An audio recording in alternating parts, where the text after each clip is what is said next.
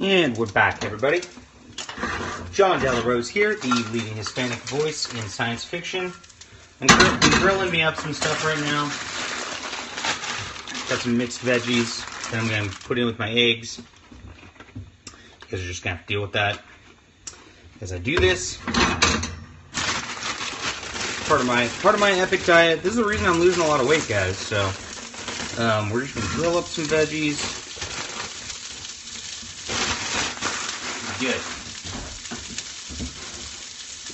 This is the reason I'm losing a lot of weight. I know people have commented that I've lost good weight. The reason I do it is because I eat like this now. I actually made a mistake. So really, I should have grilled the vegetables first, then sort of mix it with the egg. But it is what it is. So we're going to talk about the subject. Somebody asked me, how you guys doing? Somebody asked me if I would talk on this topic of apolitical versus political science fiction, because I guess there's a new group called like the Science Fiction Writers Guild or something like that, and they're intending on being a competitor to our good friends at SIFWA, of which I'm day 27 of my application to join them. I qualify for SIFWA under their requirements, and I'm just waiting on them to be fair and let me in here. But there's another guild that's competing. They're just starting out. I'm not sure exactly what their process is going to be or how it's going to look like. I'm kind of watching it. It's kind of neat that they got a competitor going on, because competition's only good in every field, because it causes both or multiple sides to up their game in order to break through the noise. But they posted a post about we're here to support apolitical science fiction or something like that.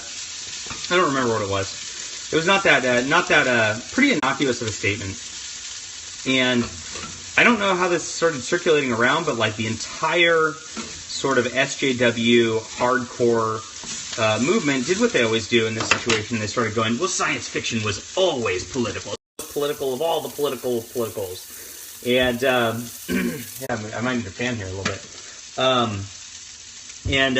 They took that tack with it and started just trying to bash this writers guild. All right, I don't like my vegetables all that soft, so I'm going to stop there. I'm going to have to eat during this Periscope, too. I'm sorry. It's not cabbage. It's we got cauliflower, broccoli, and carrots going on. So, so.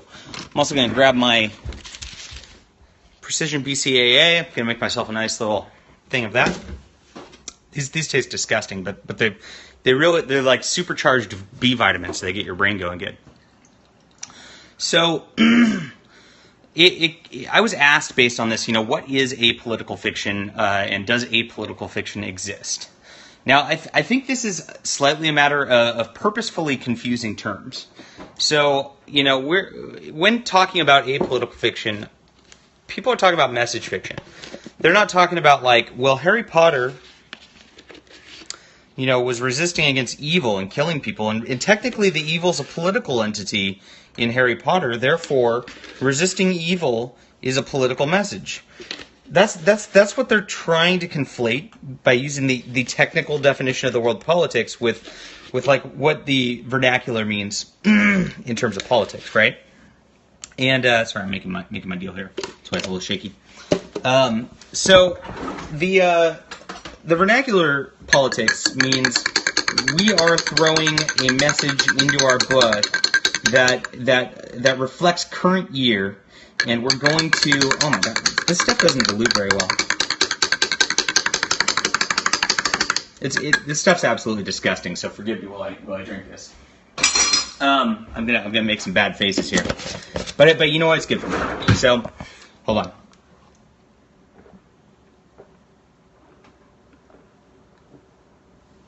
Oh, that's foul. Wow, that's disgusting. All right. They conflate the current year messaging with whatever their hot button issue, hot outrage issue is of the moment, with standard things that are just kind of background of the world. Somebody, it was a BCAA concoction. But they conflate that intentionally, and because they're actually more concerned about getting their angry message out about whatever their hot button outrages of the day than actual fiction and actually writing a good story. And that's what this is about. So if you look at the Thor examples come up quite a bit when Woman Thor came out and they were having a battle with some villain or whatnot. And the villain just like stops fighting because girl power. And she's like, I'm solidarity with you and I'm not going to fight you because girl power. I mean, it just doesn't make sense. It's not fun in the context of the story. It just detracts from the story. It gives the reader pause. That is what is a current outrage political fiction, which is what people are taking exception to, right? Now, somebody brought up Heinlein in conjunction with this as well. Heinlein's later fiction did this. As much as I enjoyed The Moon is a Harsh Mistress early on in my life, but what happened was later, as I reflected on it, he just inserted stuff into that book for his little libertarian political cause that detracted from the overall interesting story from it. And if those weren't there, it would actually, if they weren't so overwhelming, it actually would be an even better story. I mean, he did have cool concepts in there. He did have cool sci-fi concepts. But the cool sci-fi concepts and the cool things happening in the plot aren't where the messaging detracts. The messaging detracts when he pauses and his character gives a speech about, it's been 15 years since I read this, but it's like, government should blah, blah, blah, blah, blah, not blah, blah, blah, blah, blah. The whole purpose is to limit government, those things, when it pauses there, well, I like that maybe when I was like 18 and trying to like, be some activist or whatever. That's not fun to read at this point. And that's what I'm talking about. And that's why a lot of us are migrating more towards books by like Paul Anderson, Edgar. I got some of that stuff in my fifth. Edgar Rice Burroughs, things like that, where it was just like trying to come up with cool concepts and trying to tell an interesting story by that. Somebody else brought up an interesting point of there are often things that are politicized after the fact that aren't in the story to begin with, which is also interesting. I think people do this, but that doesn't mean there was a political message in the fiction. They brought up the Matrix and like kind of like how the red pill sort of thing has been adopted by the right, as we've kind of used that to show people they're really living in a matrix or whatnot. The point of the movie was not that, obviously. The point of the movie was actually just to make a really cool action film with Keanu Reeves. And, it was really interesting at the time. Later, somebody adopting it doesn't mean there was a message there. A message, if somebody's trying to put a message into something, trying to actively put their, like, outrage politics into something, it's a big difference. And you can see it. And you can actually see in the audience reactions to it, because what invariably happens when it's something like that, it just turns off 50% of the audience right away. So I write my books to be able to, and here I won't talk about this solely in terms of SJW content, because that'll get contentious, right? Well, let's talk about this in terms of Christian fiction, right? So Christian fiction is a genre. Christian music is a genre. Christian pop culture is a genre. I'm sorry I'm eating while I'm doing this. I just don't have time today. But Christian fiction suffers just as much as SJW fiction on the opposite end. What I notice is, often I was reading a book last year. I'm not gonna name the author because they're a friend of mine, but there was a good book and the action was kind of going along, and it's in a fantasy world, and suddenly, like, they like remembered they had to write a Christian fiction, and they're like, I'm going to stop and think about God real quick, and it didn't make sense in the story. It popped out. Suddenly the character's praying, and they're praying to, like, and it was very obviously like a Christian Jesus Christ type prayer in the fantasy world. And it's like, okay, this popped out, and this was your message, and this was not a part of what you were writing here. And they did that so they could get into the Christian market, and so the book would sell in the Christian market. And that sort of thing. The problem is that sort of thing detracts from any other audience looking at your work. It's just not fun. And there's ways to do it. There's ways to subtly do things that, John C. Wright's got his Green Knight Squire. It has Christian elements to it. That in the background of the world, Christ just exists. The elves know he exists. The other fantasy creatures know he exists, and he has a certain amount of power over that sort of world, and it makes sense. And it's not really like messaging like to the reader like stop and pray, everybody. It just is part of the world, and it makes a lot of sense. So that is a big difference between John C. Wright's work and the sort of Christian lit fic that I was reading before. It comes down to intention at the end of the day. It comes down to intention at the end of the day. Is the author in there going, okay, I've got a cool story. These are the philosophical rules of my world. This is sort of what's going to happen because these characters are going to react to those philosophical rules of my world.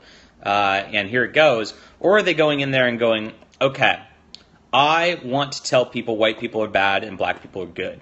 So I'm going to make this group the black people and this group the white people. That's message fiction. That's the difference. I think for the most part, people want to avoid that in their fiction. It bothers people. So you're going to bother somebody by doing that when you do it. I'll go to Star Realms, my Star Realms book. I didn't write that with a message in mind. I just wrote that with trying to get the factions in there. And here's what happens when the factions kind of cross. Here's kind of where each one has its pluses and minuses. The same people here who were commenting on this were telling me, well, you put this in and you made it like this anti-corporate blah blah blah blah. Well, the corporations were kind of evil in that. They just were. But it wasn't my intention to state corporations are inherently evil. By the way, corporations are inherently evil. That wasn't my intention in the book. I mean, I could have, if it would have taken place within, say, the Alien Blob would have been evil. If it would have taken place within the Machine, my second book in that series was going to take place in the Machine Cult, which was going to be this group that was sort of worshiping machines and stripping away people's humanity. The Machine Cult would have been the evil. It wouldn't have been the evil corporations at that point.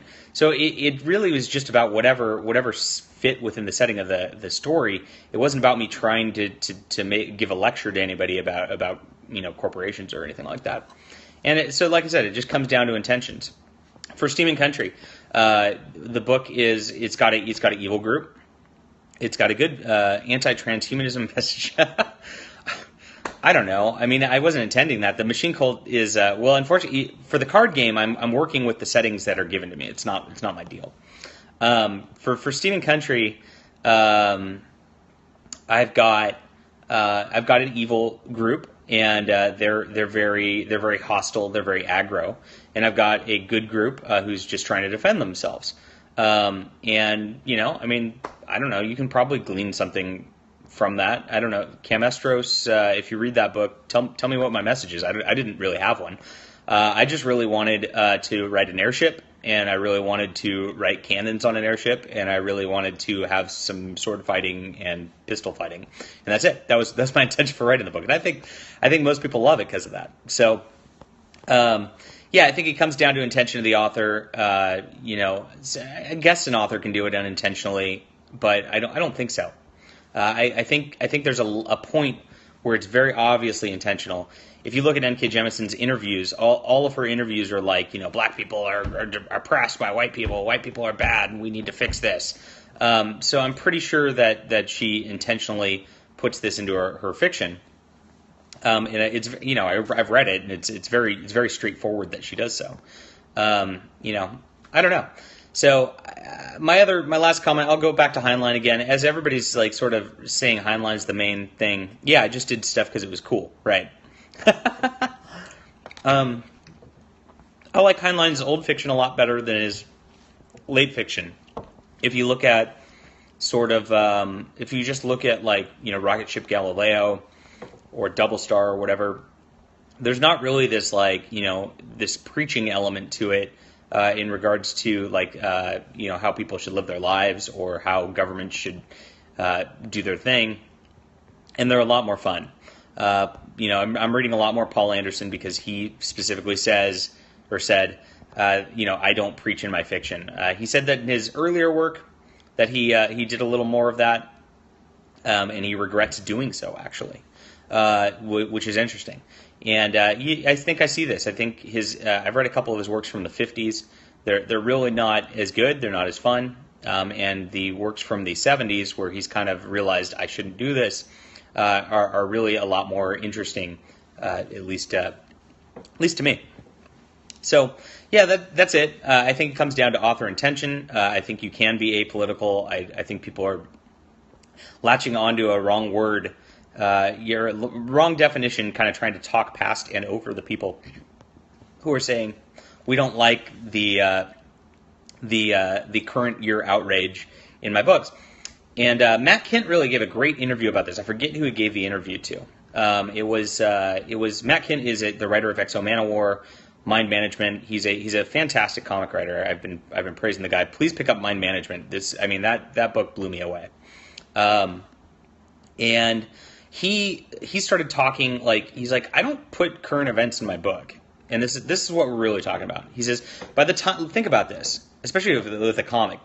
If you're writing about, if right now you're writing about, let's say, the fake news awards, right? You get your artist to talk about it and how terrible it is and how it's just like Hitler, right? Right? It was just somebody being funny, but let's go from their thought perspective real quick. It's just like Hitler.